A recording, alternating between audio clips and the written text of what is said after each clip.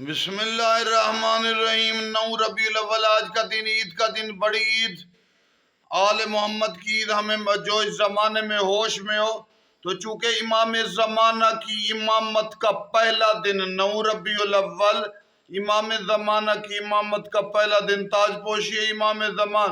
ये हमें ईद मनानी चाहिए, खुशी करनी चाहिए, अच्छा खाना चाहिए, लोगों में तज़किरा करना चाहिए कि इमाम ज़माना का दिन है।